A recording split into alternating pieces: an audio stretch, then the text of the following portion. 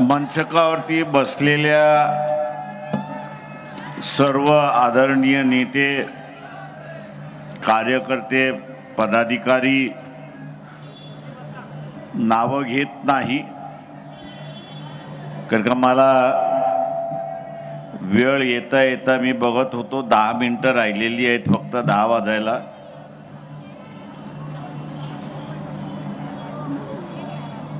कायदा हा आपणही पाळला पाहिजे.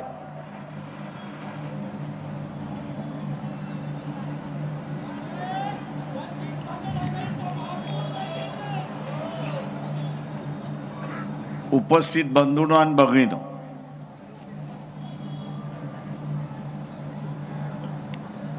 महानगरपालिकेच्या निवडणुकींचा अस्तर बिगुल वाजायला लागलाय. कोण कोणाबरोबर जाईल याचा अजून थांग पत्ताच लागत नाही.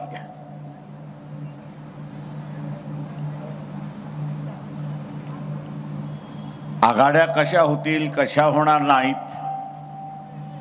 हे सगळ्या गुलदस्त्यात आहे. आणि ते गुलदस्त्यात याच्यामुळे आहे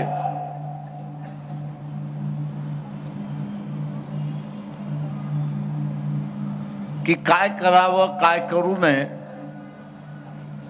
याच्याबद्दल अनेक राजकीय पक्षांच्या भूमिका घेऊ शकत नाहीत किंवा संदिग्ध नाहीत अशी असणारी परिस्थिती आहे.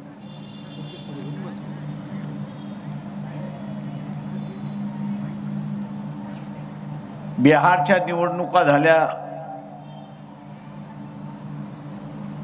विरोधी पक्षाचा सफाया झाला असं सांगण्यात येते.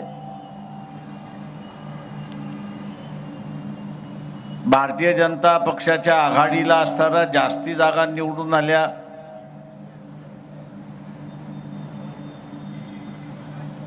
ही सुद्धा वस्तुस्थिती आहे.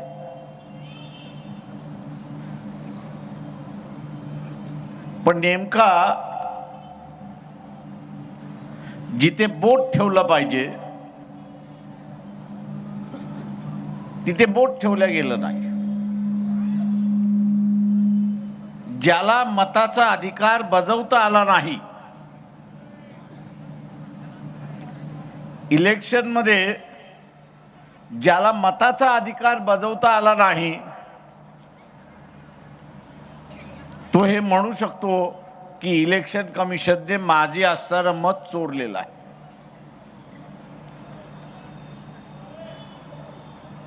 मताचा अधिकार वापरायला मिळाला नाही, बजावला मिळाला नाही, तर वोट चोरी झाली असं आपल्याला म्हणता येईल. पण मतदान करण्याचा अधिकार मिळाला. मतदान करण्याचा अधिकार मिळाला तर मग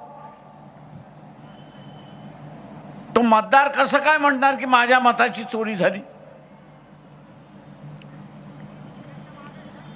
चुकीच्या प्रश्नावरती आपण लढलो तर लोक साथ देत नाहीत, हे बिहारवरनं त्या ठिकाणी कळतंय.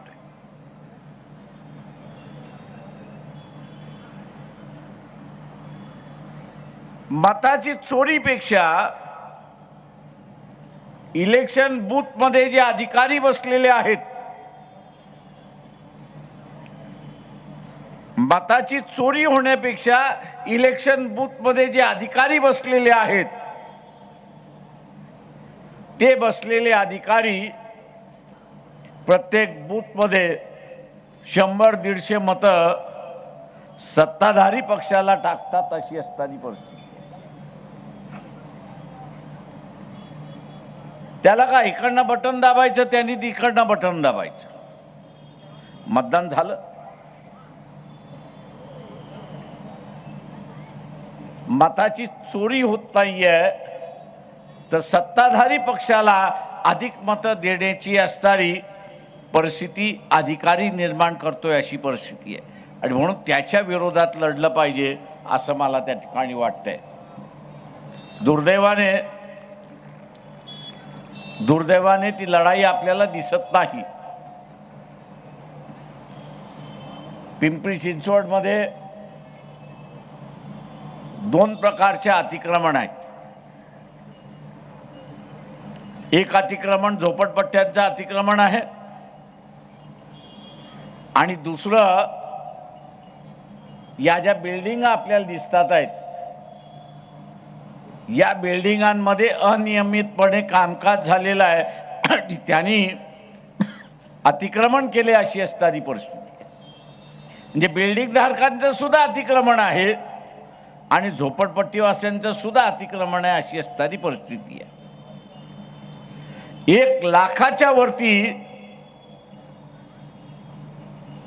बिल्डिंग मधल्यांचं अतिक्रमण आहे अशी परिस्थिती आहे आणि हे सगळे भीतीच्या वातावरणात वागतात की कधी कुठल्या कोर्टाचा निर्णय आपल्या विरोधात येतो आणि आपलं राहत्या घरावरती गंडांतर येते अशी परिस्थिती आहे. महानगरपालिका त्याच्यासाठीच आहे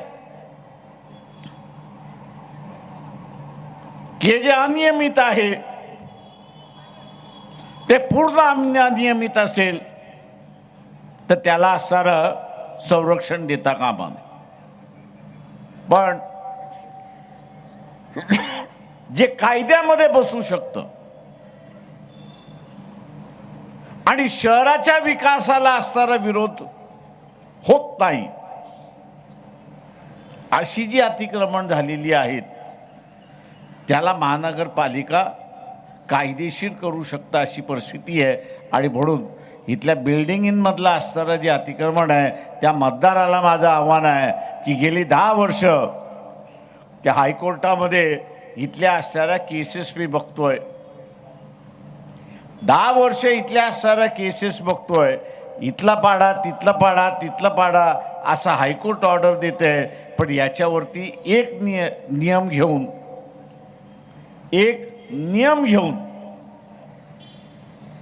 तो कायमचा प्रश्न निकाली काढावा असं आपल्याला दिसत नाही. उद्याची असणारी सत्ता ही जर वंचित बहुजन आघाडीकडे आली तर या प्रश्नाचा निकाल लावल्याशिवाय राहणार नाही हे आपण असणारा लक्षात घ्या. दुसरा अतिक्रमण जे आहे ते झोपडपट्ट्यांमधलं अतिक्रमण आहे. या झोपडपट्ट्यांमधल्या अतिक्रमणामध्ये आपल्याला असं दिसतंय की मुस्लिम वर्ग राहतोय त्याला असणारं टार्गेट केलं जातं. माझी आकडेवारी कदाचित चुकीची असेल पण ह्याच पिंपरी चिंचवड शहरामध्ये 20,000 मुसलमानांच्या घरावरती असणारं गंडांतर आलं अशी असणारी परिस्थिती आहे.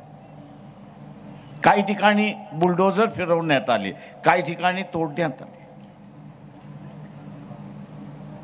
कायदा काय म्हणतो याचा विचार नाही.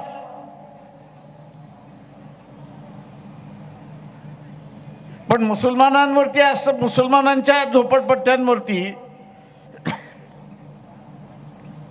बुलडोझर फिरवण्यात आले अशी असणारी परिस्थिती. आणि उरलेल्या झोपडपट्ट्या ज्या आहेत त्या आता मेन जागी आलेल्या आहेत अशी परिस्थिती आहे. त्या मेन जागी आलेल्या आहेत. ही SRAची योजना ज्यावेळेस विलासराव देशमुख मुख्यमंत्री होते त्यावेळेस ती सुरुवात झाली. भारिप बहुजन महासंघ होता तोही सत्तेमध्ये होता. विलासरावांच्या असणाऱ्या मंत्रिमंडळामध्ये 3 मंत्री होते भारिप बहुजन महासंघाचे आणि मी लावून धरला होता की ह्या ज्या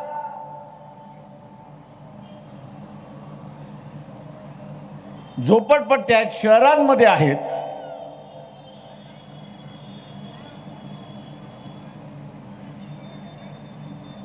या विकास झाल्या पाहिजेत.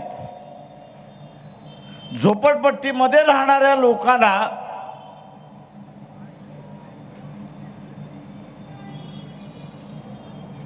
त्यांच्या त्या अवस्थेतून आणून एक चांगली व्यवस्था आपल्याला करता येते का, अशी असणारी परिस्थिती आहे.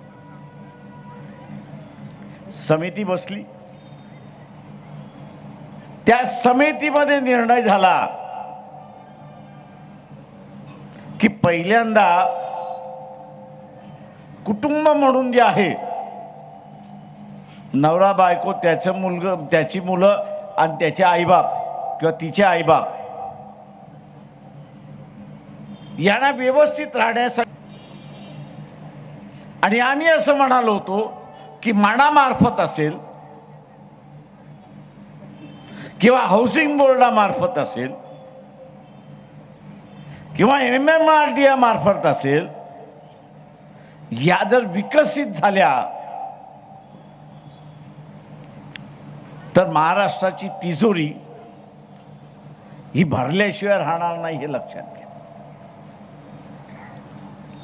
परंतु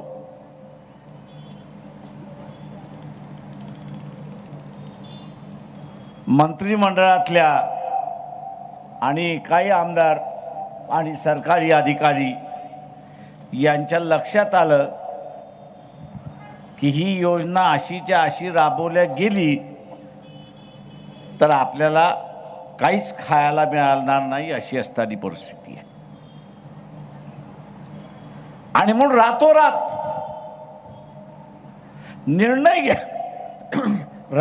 निर्णय घेण्यात आला की ही योजना सरकार राबवणार नाही तर इथले असणारे प्रायव्हेट बिल्डर राबवतील.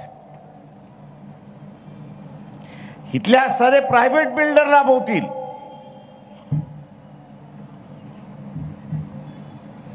इथले असणारे प्रायव्हेट बिल्डर राबवतील.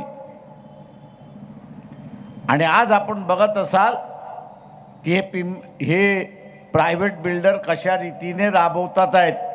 आमदारच प्रायव्हेट बिल्डर झालाय, नगरसेवकच प्रायव्हेट बिल्डर झालाय, आणि तो आता असताना त्या झोपडपट्टीवासियांना देतोय की मेहरबानी समजा की तुम्हाला घर देतोय. मेहरबानी समजा म्हणून तुम्हाला असणारं घर मिळतंय. मी इथल्या सगळ्या झोपडपट्ट्यांमध्ये राहणाऱ्या मतदाराला आवाहन करतोय, ही योजना विलासराव देशमुखाच्या कालावधीमध्ये चालू झाली, लागू झाली, आणि आज जशीच्या तशी ती लागू होते. हे आमदार, खासदार, नगरसेवक यांना लुटायचं आहे म्हणून आज सारं चाललेलं आहे. जे आजपर्यंत नगरसेवक निवडून गेले, आमदार निवडून गेले,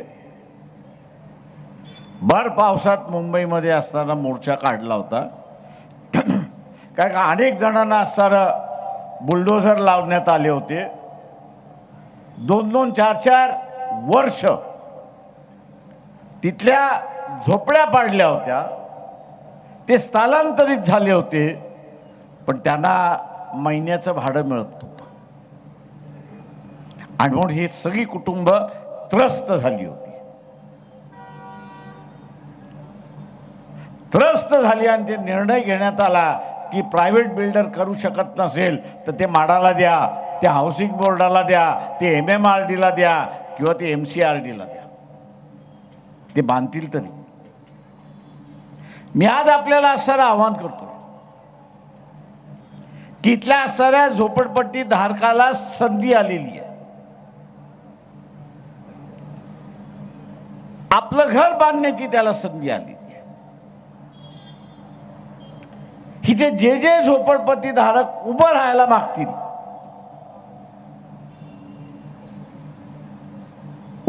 मागतील, वंचित बहुजन आघाडीच्या वतीने मी असं सांगतो की आपल्याला तिकीट दिल्याशिवाय आम्ही राहणार नाही, हे लक्षात घ्या. चिंता समोरचा उमेदवार किती करेल, चिंता ही करायची नाही की समोरचा उमेदवार किती खर्च करेल. आपण हे ठरवलं पाहिजे की त्यांनी किती खर्च केला आणि त्यांनी किती मला असणारे पैसे दिले तरी मी ते घेणार नाही, माझं घर मीच बांधणार, ही भूमिका त्या ठिकाणी असते.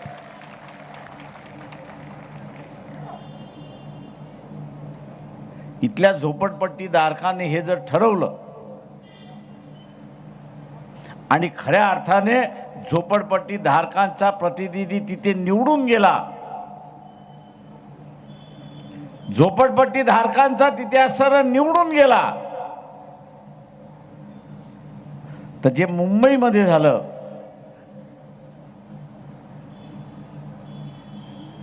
खाजगी बिल्डरनी डेव्हलप करायला घेतली, तर त्या झोपडपट्टी धारकाला त्याचं पक्कं घर जोपर्यंत मिळत नाही तोपर्यंत त्या बिल्डरने त्याला 15,000 रुपये महिना घर भाडं दिलं पाहिजे, हे आपण सारं लक्षात घ्या. मी इथल्या झोपडपट्टी धारकांना विचारतो की तुम्हाला 15,000 महिन्याला पाहिजे की नको? पाहिजे असेल तर या सभागृहामध्ये निर्णय झाला पाहिजे. पिंपरी चिंचवड नगरपालिकेमध्ये निर्णय झाला पाहिजे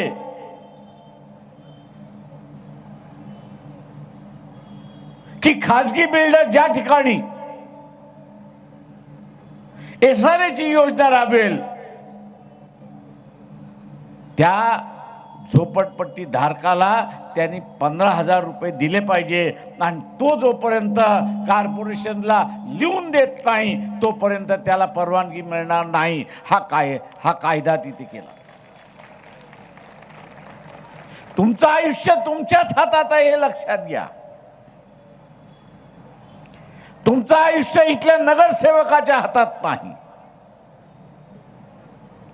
तुमचं आयुष्य इथल्या असणाऱ्या अधिकाराच्या हातात नाही. तुमचं आयुष्य हे तुमच्याच हातात आहे. एवढंच फक्त आहे की खरा प्रतिनिधी त्या उद्याच्या नगरपालिकेमध्ये, पिंपरी चिंचवड नगरपालिकेमध्ये गेला पाहिजे, हे आपण सर्व लक्षात घ्या. आपण नेहमीच दोष देतो. आपण इथे नेहमीच दोष देतो. काय करणार? तुम्ही चोराला पाठवलं,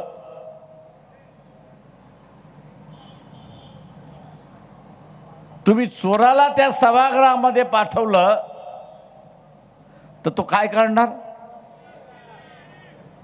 काय करणार? मग पाठवणारे कोण? मग नालायक कोण?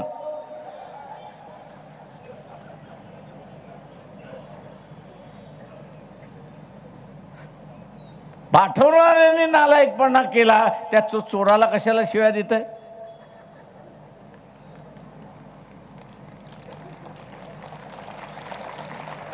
पाठवणाऱ्याने नालायकपणा केला तर त्या चोराला कशाला दोष देत आहे? तो तर चोरी करणं त्याचा धंदाच आहे.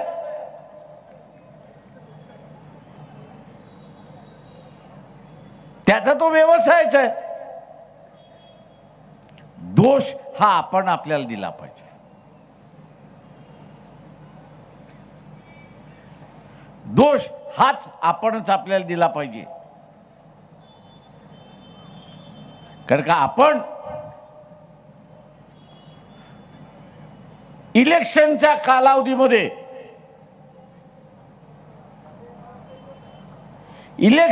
कालावधीमध्ये जे काही चिरीमिरीचं वाटप होतं, महात्मा गांधीचं वाटप होतं, शबाब कबाब ह्याचं असणारं वाटप होतं, आणि त्यामुळे एसआरएच्या घराची किंमत किती आहे?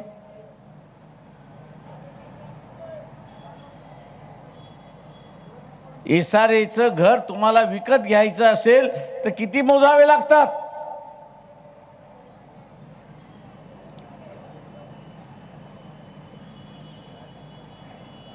किती मोजावे लागतात?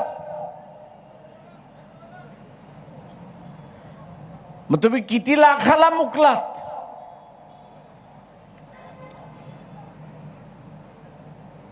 चिरीमुरे घेतल्यामुळे, कुरमुरे घेतल्यामुळे तुम्ही किती लाखाला मुकलात?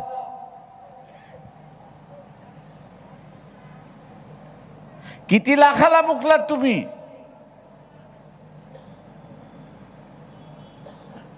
म्हणजे स्वतःच्या पायावरती, ते गुजरातीमध्ये एक म्हण आहे, आ बैल मुझे मार. तेव्हा आ बैल मार मी करतच असतो, नवीन काय आहे त्याच्यामध्ये?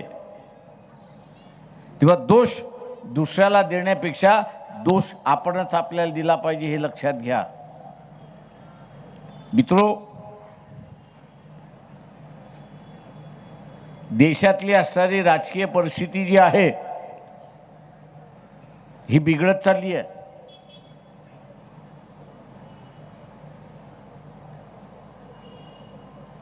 नरेंद्र मोदी असं म्हणतो की चायना आपला मित्र, आणि या देशामधला आर्मीचा चीफ हा काय म्हणतो की आर्मी आपला दुश्मन. कोणावरती विश्वास ठेवायचा?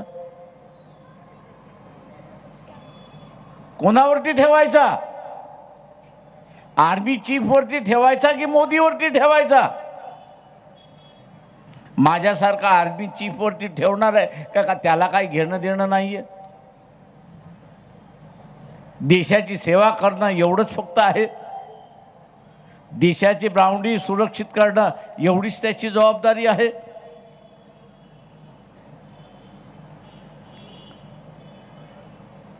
धर्माच्या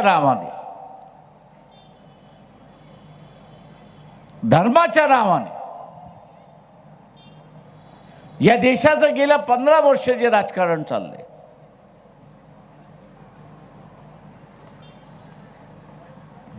त्यातून भारताबरोबर एकही मित्र राहिला नाही, हे लक्षात घ्या.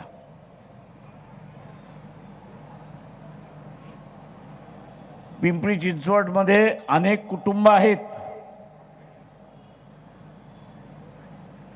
की ज्यांची मुलं अमेरिकेमध्ये आहेत, इंग्लंडमध्ये आहेत, परदेशी आहेत.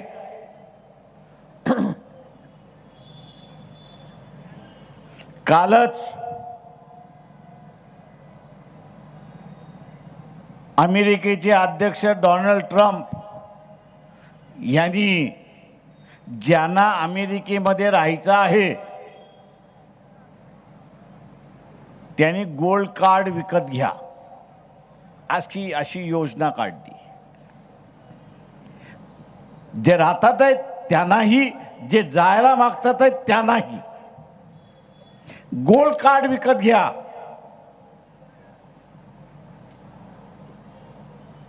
गोल्ड कार्ड विकत घ्या. आणि ह्या गोल्ड कार्डाची किंमत किती आहे तर $1,00,000 आहे.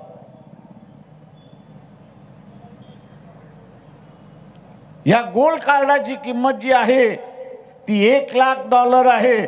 ज्याला विकत घेतला आलं नाही त्याच्या गांडीवरती किक बसणार आणि भारतात पाठवल्या जाणार. त्याला किक बसणार आणि भारतामध्ये पाठवले जाणार. कशामुळे? तर मोदीच्या हेकेखोरापणाबद्दल. तर मोदीच्या हेकेखोरापणाबद्दल अमेरिका म्हणते तुम्ही रशियाकडून तेल विकत घेताय, बरोबर आहे.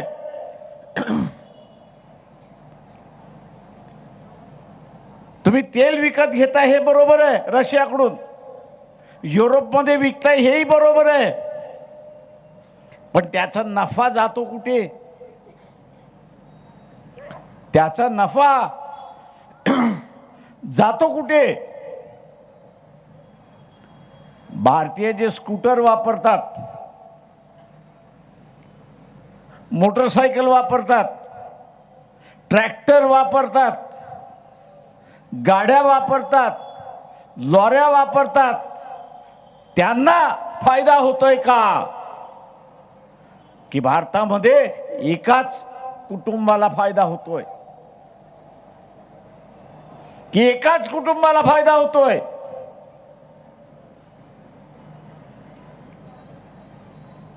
अमेरिका म्हणते तुम्ही एकाच कुटुंबाला फायदा का देताय? अंबानीला फायदा होतोय, अंबानीला फायदा होतोय. आणि वर्षाला किती होतोय तर 4,500 कोटीचा, 4,500 कोटीचा नफा होतोय अशी परिस्थिती आहे. आता हाच अमेरिका असं म्हणते की 4,500 कोटी भारताच्या तिजोरीमध्ये गेले, तर आज जे डिझेल 90 रुपयाला मिळत आहे ते सामान्य माणसाला 40 रुपयाला मिळालं असतं अशी परिस्थिती आहे. 40 रुपयाला मिळालं असतं.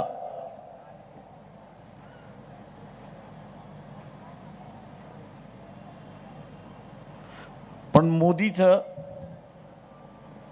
हेकेखोरपणा हा आडवा येतोय. तू कोण मला सांगणारा? जगद्गुरु मी आहे, विश्वगुरु मी आहे, जगद्गुरु मी आहे. विश्वगुरु कोण आहे? तू मला सांगणारा कोण? भारत हा स्वतंत्र देश आहे. तुम्ही हे मला सांगणं म्हणजे भारताच्या कारभारामध्ये हस्तक्षेप करणं असं आहे. तो म्हटला बेट्या बघतो तुला आता मी.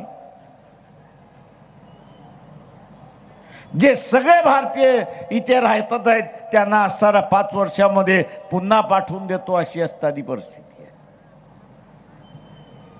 भांडण कोणाचं आहे? अमेरिकेचं आणि भारताचं भांडण आहे का? हे अमेरिकेचं आणि भारताचं भांडण आहे का? तर नाही. भांडण जे आहे ते अमेरिकेचं आणि मोदीच्या मगरुरीचं भांडण आहे. मोदीच्या मगरुरीचं भांडण आहे. आणि मोदीची ही मगरुरी जिरवण्यासाठी भारतीयांना असणारा अमेरिका त्रास देते अशी असणारी परिस्थिती आहे. याच्यावरचा एक साधा उपाय मी आपल्याला सांगतो. ज्यांची कुटुंब बाहेर गेलेली आहेत, ज्यांची मुलं मुली जावई अमेरिकेत राहतात, त्या सगळ्यांना माझं असणारं आव्हान आहे की या निवडणुकीमध्ये कॉर्पोरेशन असलं तरी संदेश जाऊ द्या. ज्यांची पोरं बाहेर आहेत किंवा जाण्याची इच्छा लागतात आहेत, जे तरुण बाहेर जाऊन असणारं आपलं आयुष्य घडवण्याचं करताय, त्या सगळ्यांना माझं असणारं आव्हान आहे. तुमचा भारताबरोबर आहोत हा सिग्नल आपण त्या ठिकाणी दिला पाहिजे. हे आव्हान इथल्या मध्यमवर्गीयांना मी असणारा करतोय. इथला जो मध्यमवर्गीय आहे, ओपिनियन मेकिंग वर्ग जो आहे, त्याला माझं आव्हान आहे की येणारा पाकिस्तान बरोबरचा असणारा युद्ध थांबवायचं असेल तर याच्याशिवाय पर्याय नाही, हे लक्षात घ्या.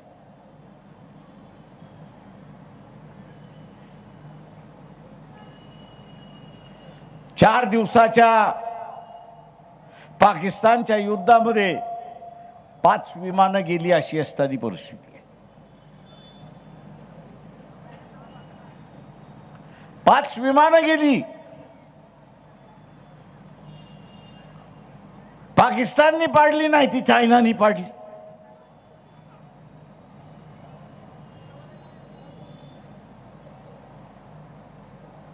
तुम्ही एकदा हौद बांधला तर पोळ्याला कोणी येतं?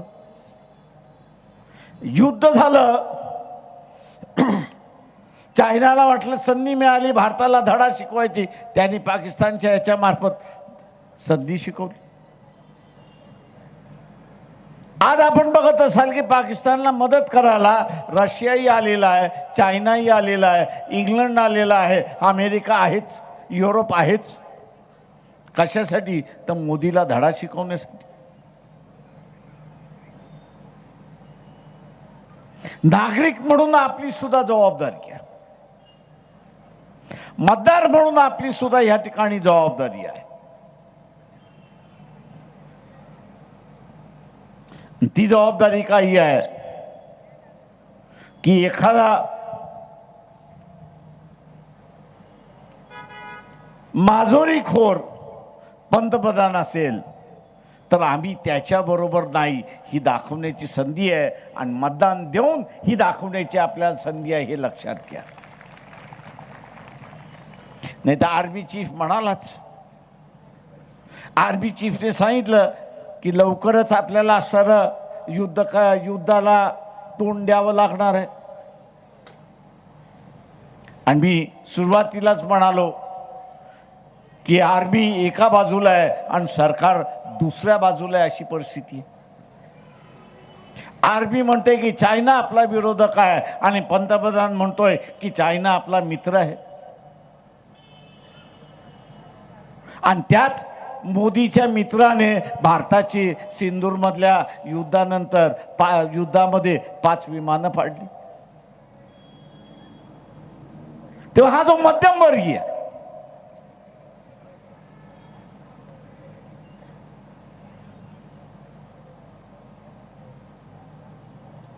मला आव्हान आहे या सगळ्याला.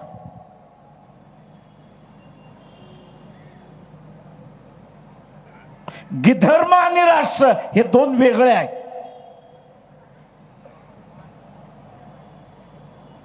धर्म आणि राष्ट्र या दोन वेगळे आहेत. गल्लत ज्या दिवशी करणार आहात त्या दिवशी फसणार आहात, हे लक्षात घ्या. आणि आज हाच सगळा मध्यमवर्गीयाला कळत नाहीये की काय केलं पाहिजे, काय नाही केलं पाहिजे. आणि याला मी असतं, आज या वर्गाला माझं असणारं आव्हान आहे, आणि या वर्गाला माझं असणारं आव्हान आहे की तुम्ही मतदान विरोधी तर देऊन बघा. कॉर्पोरेशनच्या निवडणुकीमध्ये मतदान भारतीय जनता पक्षाच्या विरोधात देऊन आपण बघा की जगभरातला भारतीयांच्या संदर्भातला असणारा ओपिनियन बदलतं की नाही, त्यांचं मत परिवर्तन होतं की नाही, हे असणारं त्या ठिकाणी पाहिलं.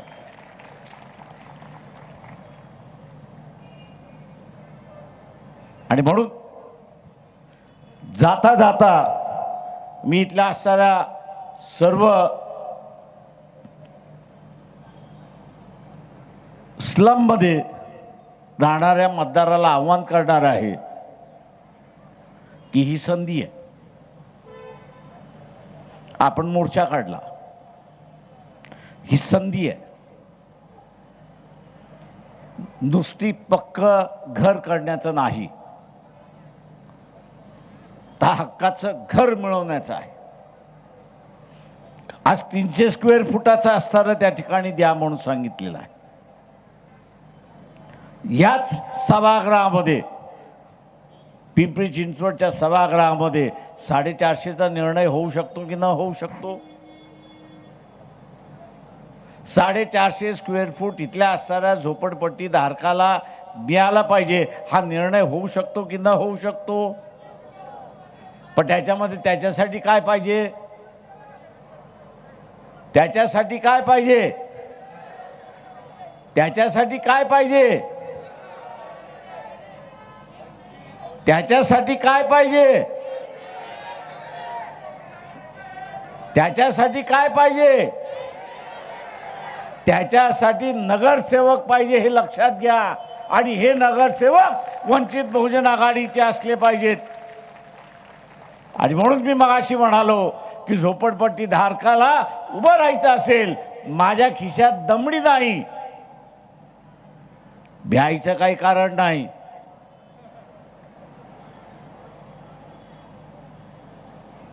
हा एवढं खर्च करेल, तो तेवढे पोस्टर लावेल, लावू द्या ना.